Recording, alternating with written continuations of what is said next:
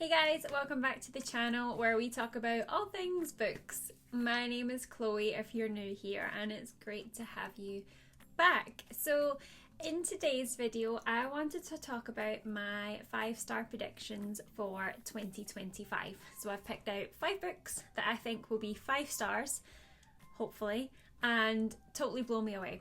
So grab your favourite drink and let's get into it. So first up, and my number 1 most anticipated read of the year is Emily Wilde's Encyclopedia of Fairies by Heather Fawcett. Now this book just screams cozy fantasy vibes and I am here for it. I'm a little bit late to the party, so this was originally released, I think it was back in 23 maybe. And I tried to get my hands on the Fairy Loot edition, but I couldn't. So then I was holding off to try and maybe buy it secondhand, but even resale, it's still really expensive. It seems to have become a bit of a collector's item, probably just because of how stunning the cover is. I mean, it is gorgeous. So with the 3rd book coming out later this year, I just decided to bite the bullet. I've ordered the regular edition, and that should hopefully be getting delivered to me sometime in the first week in January. So fingers crossed I'll have that sooner rather than later and I can dive straight into it because I can't wait to start reading this one. Now, for anyone who doesn't know, this book follows Emily Wilde, who is a brilliant but socially awkward Cambridge professor who is an expert in all things fairy, and she is trying to compile an encyclopedia, or the world's first encyclopedia of fairy. So she is out doing some field research and she uncovers a world of dark fae magic. Now, if that doesn't sound like a recipe for a 5-star read, I don't know what does. So I'm expecting lots of whimsy, probably a little bit of romance by the sounds of it. It's like a workplace rivals or academic rivals to lovers sort of story, and hopefully lots of chill vibes. It sounds exactly like what I need as I start to dip my feet back into the world of books again. So very much looking forward to get my hands on this when it comes.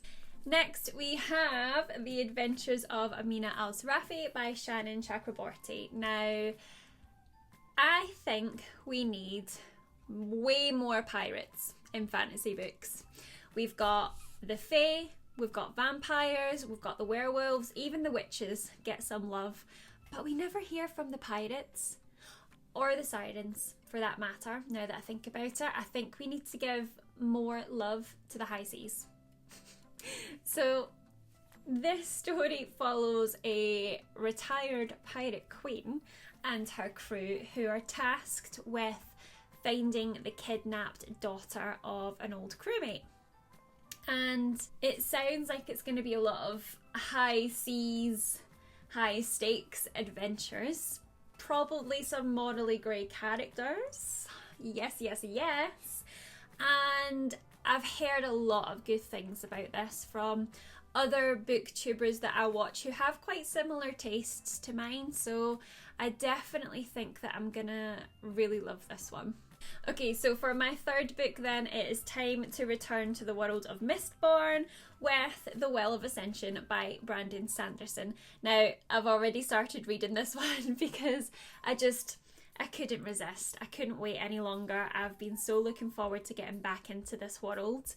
I think that Brandon Sanderson's storytelling is just chef kiss. It's amazing. So this is the 2nd book in the Mistborn trilogy, so I'm not going to go into too much detail about the plot because spoilers, obviously, but I just think his world building is god tier. The magic system is one of the most unique and intricate magic systems that I've ever read in a fantasy series. So I'm expecting lots of political intrigue, some jaw-dropping twists, and of course, Vin being the absolute icon that she is. If you know, you know.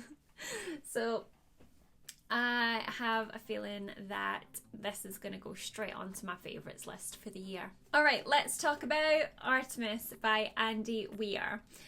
After devouring The Martian, I know that Andy Weir's writing is smart, it's snarky, it's so much fun. So I'm expecting the same from this. Artemis is set on the moon, and it follows our main character Jazz, who is a criminal turned reluctant hero who is given a job with a very lucrative reward that no criminal would be able to turn down. So again, I'm expecting lots of intrigue, suspense, plenty of dry, sarcastic humour, everything that made me love his work in the first place. And fingers crossed, this one's going to be another out of this world read. Oh my goodness. I've been sitting here for way too long. Okay, so the last book that I want to talk about, let me grab it so you can see it, is one that's been sat on my shelves for a very long time, and it is King of Scars by Leigh Bardugo. This has been on my TBR for so long, I can't even remember. In fact, I think I bought this when it originally came out. That's how long it's been there. And I've just never gotten round to reading it. I loved the Shadow and Bone series. I love the Six of Crows duology.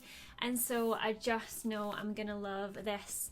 And its sequel, is it Rule of Wolves, I think it's called? I think it is. Either way, I know I'm going to love them because Leigh Bardugo is one of my favourite authors.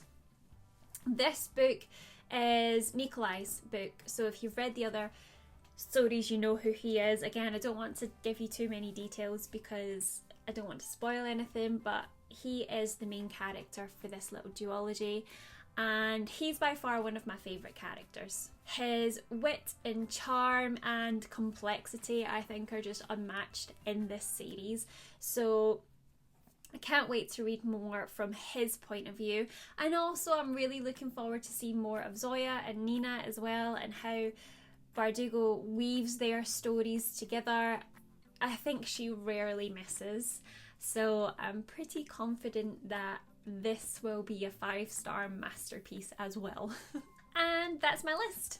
So these are the 5 books that I think will be 5-star reads, and I can't wait to dive into them. Well, I've already started. That's how much I couldn't wait.